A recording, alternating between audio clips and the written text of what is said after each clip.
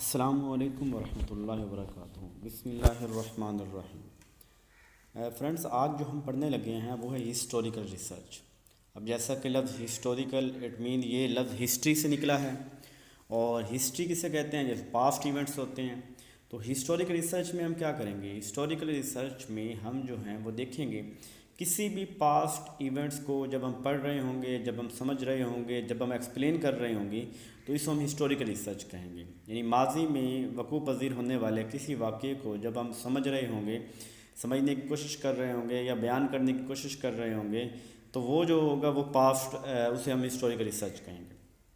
अब बात यह है कि हिस्टोरिकल रिसर्च जो है इसका पर्पज़ क्या है, हमें इससे क्या फ़ायदा होगा, हम क्यों माजी के इवेंट्स को देखेंगे।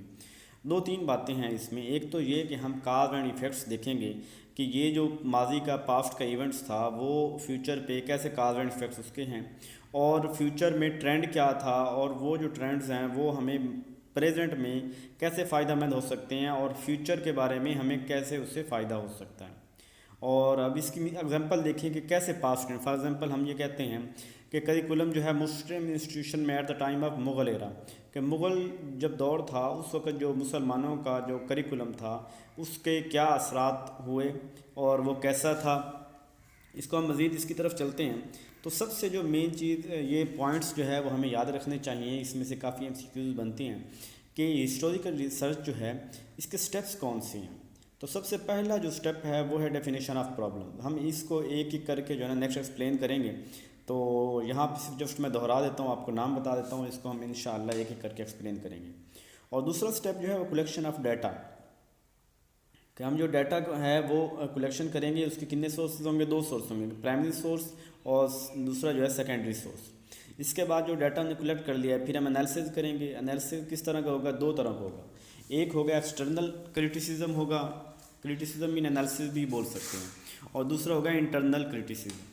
और इसके बाद चौथा पॉइंट हमारे पास वो है ड्राइंग कंक्लूजन। इसके बाद हम जो हमने क्रिटिसिज्म से जो डाटा लिया है बाद में एनालिसिस, उसमें से हम जो है वो कंक्लूजन ड्रा करेंगे। उसके बाद हम उसकी रिपोर्ट राइट करेंगे। तो चलते हैं हम अपने पहले स्टेप की तरफ, वो है डेफिनेशन ऑफ प्रॉब्लम। तो प्रॉब्लम ये कि हम कोई पहले प्रॉब्लम बताएंगे, भाई कोई मसला है जिसके ऊपर हमने रिसर्च करनी है, तो पहले हमें प्रॉब्लम क्लियर होना चाहिए, यानी प्रॉब्लम में कोई डाउट नहीं होना चाहिए। अब जैसे मिसाल के तौर पे मैं ये कह देता हूँ कि जी मुस्लिम एरिया में करिकुलम, अब ये एक इनसफिशिएंट और जो है ना वो अनक्लियर स्टेटमेंट है कि मुस्लिम दौर तो बहुत ज़्यादा रहा है, तो कौन सा मुस्लिम दौर, कितने हुक्मरान आए। तो इसके जब हमने कह दिया कि at the time of Mughal area, तो अब मुग़ल पीरियड के दौरान जो था सिर्फ हम उसी को एक्सप्लेन कर रहे हैं, तो ये स्टेटमेंट हमारी क्लियर हो गई। और फिर ये दूसरी one or more hypothesis against that problem, तो वो जो मसला है उसके अगेंस्ट जो है दो जो है ना वो राय होनी चाहिए। हाइपोथेसिस जो है वो मुस्तंद लोगों की होनी चाहिए कि ये मसला कैसे था, कैसे इसको एक्सप्लेन किया गया।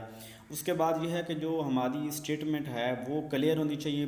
ये नहीं है कि अब ब्रॉडली से मुराद ये है कि हम ये क्या देते हैं, जस्ट करिकुलम की बात करते हैं तो वो क्या होता है हमारे पास एक ब्रॉडर टर्म हो जाती है। लेकिन हमने थोड़ा, अब मैं कहता हूँ कि जो है एजुकेशन प्रॉब्लम इन वर्ल्ड, अब ये बहुत ब्रॉडली हो जाएगी। लेकिन अगर हम कहते हैं educational problem, higher education problem in Pakistan, तो ये एक जो है वो लिमिटेड टर्म हो गई कि हम एक ख़ास जगह पे देख रहे हैं कि क्यों हायर एजुकेशन जो है पाकिस्तान में लो है। और इसी तरह इसमें जो है वो इनसफिशिएंट डाटा ना हो, एक बात क्लियर हो। दूसरी हम चलते हैं, उसके बाद डाटा कलेक्शन हमने कैसे करना है। डाटा कलेक्शन के दो सोर्सेज हमने बात की थी, एक सोर्स था प्राइमरी सोर्स और दूसरा था सेकेंडरी सोर्स।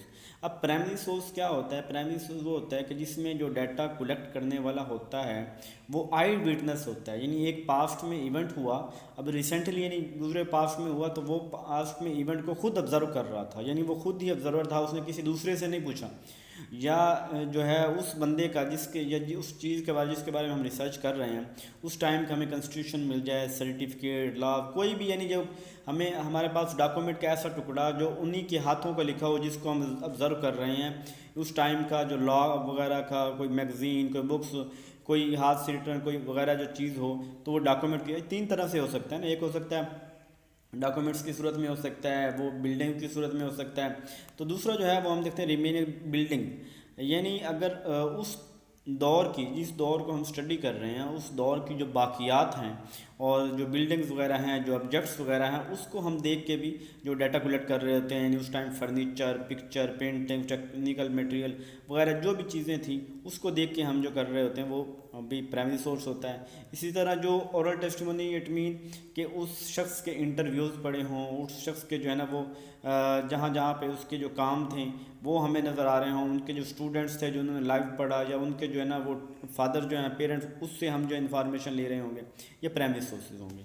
जबकि सेकेंडरी सोर्स में जब हम आएंगे तो सेकेंडरी सोर्स वो सोर्स होगा जो कि जिसमें डायरेक्ट आई विटनेस नहीं होंगे, हम किसी बंदे से, फिर किसी बंदे से नहीं वो इन्फॉर्मेशन ले रहे होंगे कि जो रिपोर्टर है, जो लिखने वाला है, इसमें एक्चुअल ऑब्जर्वर नहीं होता, वो किसी और से उसके बारे में इंफॉर्मेशन हासिल करता है। जैसे वो कहीं पे जो है ना वो टेक्स्ट बुक कोई मिल गई, कोई इंसाइक्लोपीडिया जो है ना वो सेकेंडरी सोर्स में काउंट होंगे। इसके बाद जो है analysis of criticism on data, यानी हमने पहले जो कहा था कि प्रॉब्लम्स, फिर उसके बाद हमने कहा कि जो डाटा कलेक्शन के सोर्सेज हैं प्राइमरी और सेकेंडरी, और उसके बाद हमने कहा था कि हम इसको जो है ना एनालिसिस करेंगे, क्रिटिसिज्म करेंगे। तो ये टर्म आपने याद रखनी है कि क्रिटिसिज्म किस रिसर्च में होता है, तो क्रिटिसिज्म हिस्टोरिकल रिसर्च में होता है। और क्रिटिसिज्म की कितनी टाइप्स हैं? 2 टाइप्स हैं, एक है एक्सटर्नल क्रिटिसिज्म, एक है इंटरनल क्रिटिसिज्म। एक्सटर्नल क्रिटिसिज्म की तरफ आते हैं तो एक्सटर्नल क्रिटिसिज्म वो क्रिटिसिज्म होगा जब हम चीज़ की ज़हरी सूरत को देख रहे होंगे कि क्या इसमें कितनी सदाकत है, कितनी सच्चाई है, वो जब देख रहे होंगे तो उसे कहेंगे हम एक्सटर्नल क्रिटिसिज्म। मिसाल के तौर पे कि एक बंदे, उसके सिग्नेचर क्या जेली हैं सिग्नेचर, ये टाइप्स, ये स्पेलिंग वगैरह ठीक है, हैंड राइटिंग ठीक है, ये फ़ॉन्ट वगैरह जो है ना इस टाइम में इन्वेंट हुआ था, जैसे कैलबरी फ़ॉन्ट का मसला था मरीम नवाज साहिबा का, तो वो उस टाइम में था नहीं, बाद में जेली बनाया तो पता चल गया कि जब जिस टाइम की ये बात हो रही है तब तो वो इन्वेंट ही नहीं हुआ था। तो यानी इस तरह की चीज़ें हमने उसको सच देखने के लिए कि बात सच्ची है कि गलत है, क्या उस टाइम के साथ वो मुमासलत रखती है, क्या उस टाइम में वो टेक्नोलॉजी थी जिसके तज़किरा इसमें किया गया है, मवाद में किया गया है। इसी तरह इंटरनल क्रिटिसिज्म में जब हम आएंगे तो हम वो ज़ाहरी चीज़ों को नहीं देखेंगे, हम असल चीज़ देखेंगे कि जो हमारा पर्पज़ था, जो बातें हमने कलेक्ट करनी थी, क्या वही बातें हैं, यानी जो कंटेंट हमें चाहिए था वो कंटेंट है, कंटेंट रियल है या कंटेंट फेक है। यानी कंटेंट की जब बात हो रही होगी, प्योरिटी की बात हो रही होगी, तो तब हम इंटरनल क्रिटिसिज्म की तरफ आएंगे।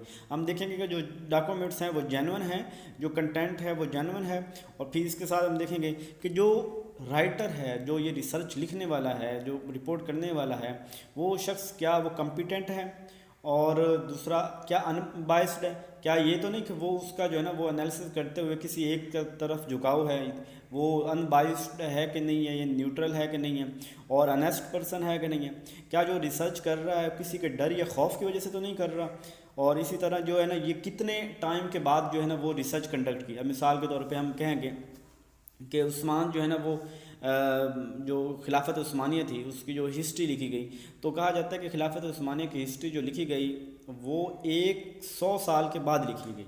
अब जितना टाइम ज़्यादा होगा तो उतनी ज़ाहिर बात है कि बहुत सी चीज़ें जो है ना वो हकीकत से हट चुकी होंगी बाद में लिखने वालों के लिए।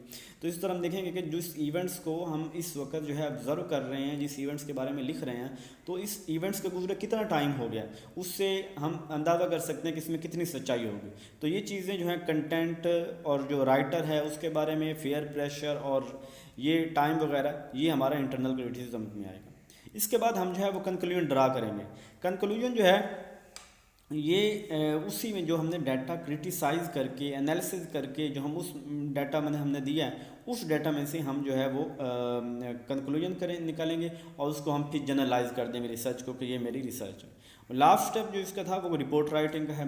रिपोर्ट राइटिंग तो वो लास्ट में कंक्लूजन करके एक पूरी बात जो है ना जो हमने उससे ऑब्जर्व किया, जो बात की हम वो बता देते हैं। तो रिपोर्ट के फॉर्मेट जैसे डिस्क्रिप्टिव के होते हैं, एक्सपेरिमेंटल के होते हैं, इससे समहाउ ये थोड़ा मुख्तलिफ होते हैं। बाकी ये जो पहली चीज़ें हैं ना, जिस तरह वो रिसर्च की अगर डीपली हम वहाँ पे जाएं तो जो शुरू वाली बातें होती हैं, टेबल ऑफ कंटेंट्स और सारा कुछ वो सेम होता है, लेकिन बाद में जो चीज़ें हैं ना वो डिस्क्रिप्टिव और एक्सपेरिमेंटल रिसर्च की बनस्बत हिस्टोरिकल रिसर्च की मुख्तलिफ होती हैं।